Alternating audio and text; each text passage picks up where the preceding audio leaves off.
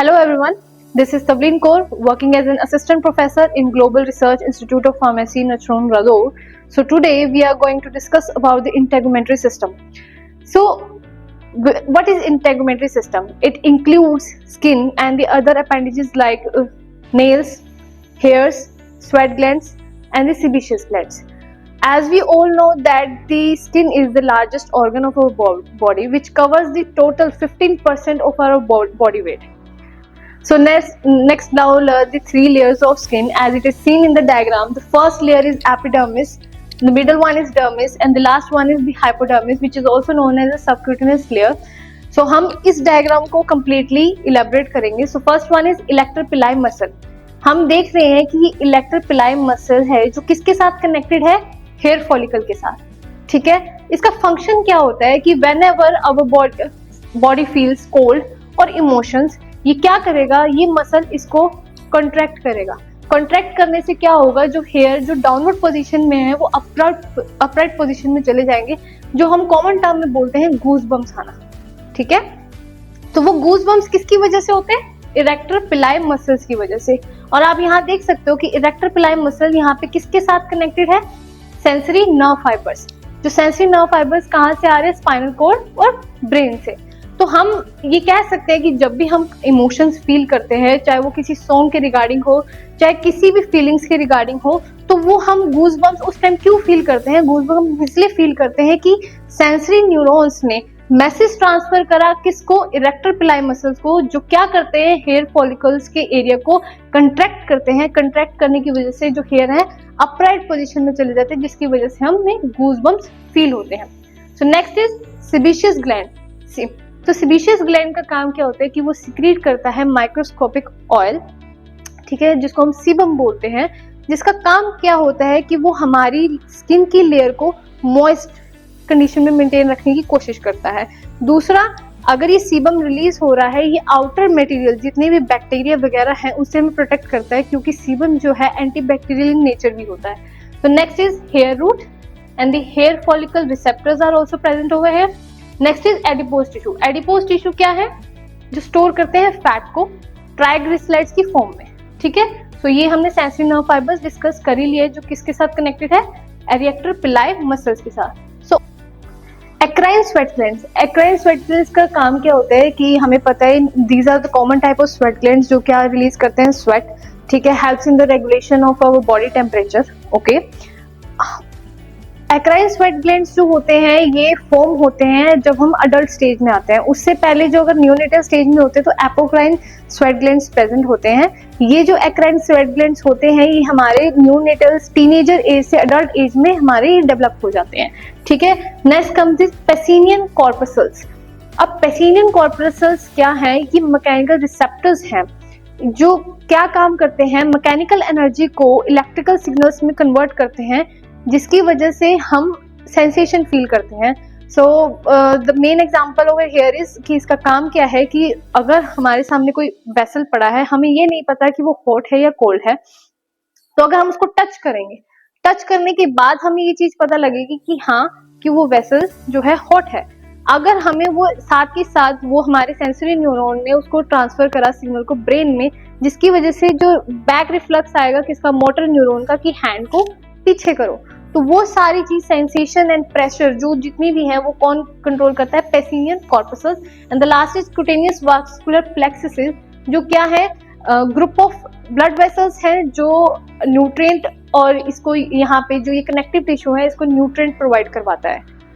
Now let's discuss these three layers. The first is epidermis.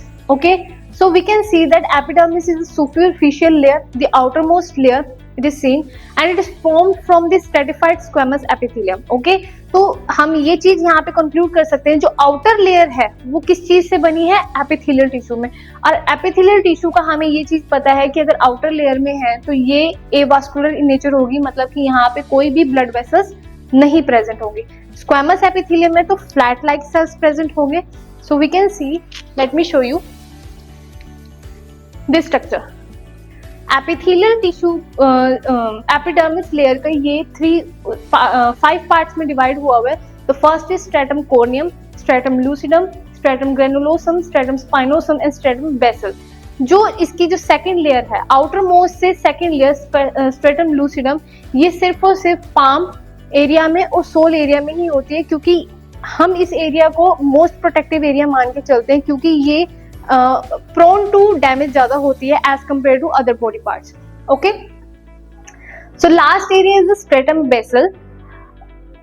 Stratum basale area को हम एक और layer बोलते हैं जिसको हम जर्मिनेशन लेयर बोलते हैं, क्योंकि यहाँ से सेल्स की ग्रोथ होती है। ग्रोथ होने के बाद वो धीरे धीरे आउटर एनवायरनमेंट में, आउटर पार्ट में चली जाती है। जो ये लेयर है जिसको हम स्ट्रेटम कोनियम बोलते हैं, ये 1 महीने के बाद शेड होने लग जाती है, ठीक है।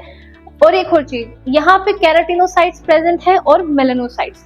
जो केराटिनोसाइट्स क्या है, केराटिनोसाइट्स का काम क्या होता है, वो केराटिन बनाते हैं। केराटिन क्या है, एक टाइप का प्रोटीन है जो हेल्प करता है formation of hair and nails. दूसरा केराटिन का काम क्या होता है कि ये स्टेबिलिटी प्रोवाइड करवाता है सेल्स को। Okay, next comes the melanocytes. Melanocytes का काम क्या होता है, मेलानिन सिक्रीट करना। जो हमारी बॉडी में जो ये कलर प्रोड्यूस होता है, कि हर पर्सन का डिफरेंट कलर है, ठीक है, तो वो डिफरेंट कलर किसकी वजह से है, वो इस मेलानोसाइट्स की वजह से, जो एक पर्टिकुलर टाइप का मेलानिन रिलीज करते हैं, जिसकी वजह से हमारी बॉडी में कलर आता है, ठीक है। And next is this layer, the dermis layer. तो मतलब कि ये 5 लेयर के बाद वो किससे कनेक्टेड है, the middle one, dermis layer, जहां से क्या आ रही है, sensory neuron and the Merkel cells. अब मर्कल सेल्स क्या है, these are same that the Pacinian, जो हमने पीछे कॉर्पसेल्स करे थे, पर्सिनियन कॉर्पसेल्स, इन दोनों के फंक्शन बिल्कुल सेम है। बट मर्कल सेल्स का जो फंक्शन है वो क्या है, डिपेंड करता है टिपिकली ऑन द टच या नॉर्मल सेंसेशन। बट अगर हम पर्सिनियन कॉर्पसेल्स की बात करते हैं, वो हमें कंप्लीट प्रेशर एंड टेम्परेचर भी डिटेक्ट करने में हेल्प करता है, ठीक है। So after discussing this 5 layers, let's move to the main diagram. So dermis layer, we were discussing the dermis layer.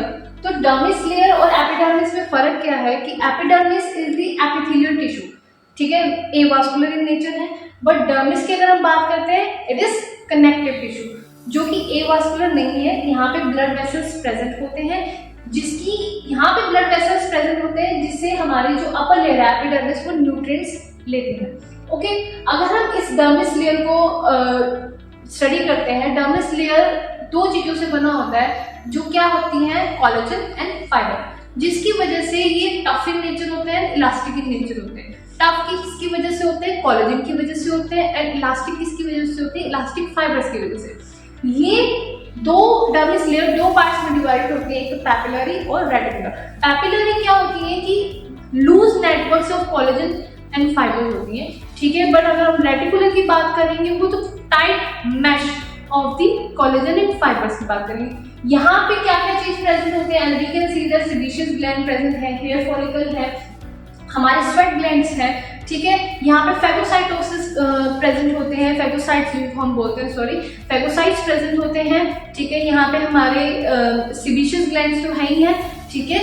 ये एरिया क्या काम करता है टोटली, ये एरिया एपिडर्मिस, जो हमारी आउटर लेयर है, उसको न्यूट्रिएंट प्रोवाइड करने में हेल्प करता है, ठीक है। So next comes the hypodermis layer. Hypodermis layer is the inner most one, जो क्या करता है, हमारी जितनी भी इनर बॉडी फेशिया है, ठीक है, जो पूरी बॉडी को कवर करने में हेल्प करता है, वो कौन है, हाइपोडर्मिस। चाहे वो मसल्स हो, चाहे वो इंटरनल बॉडी ऑर्गन्स हो, कंप्लीटली उनको कवर करता है। और क्या करता है, उनको प्रोटेक्ट करता है। दूसरा, उनको कुशन प्रोवाइड करता है, जिससे कोई डैमेज ना आए उन्हें। और क्या करवाता है, एनर्जी प्रोवाइड करवाता है। क्यों, क्योंकि हमारे हाइपोडर्मिस लेयर में मैक्सिमम अमाउंट ऑफ क्या प्रेजेंट होते हैं, एडिपोज टिश्यू। जो एडिपोज टिश्यू है, ये क्या काम करते हैं, कुशन का काम करते हैं, ठीक है। और जो इनमें ट्राइग्लिसराइड्स अब्जॉर्ब होते हैं, जिनकी वजह से ये बनते हैं, वो जब ब्रेक डाउन होते हैं, वो हमें एनर्जी प्रोवाइड करवाते हैं और हीट प्रोवाइड करवाते हैं, ठीक है। Thank you.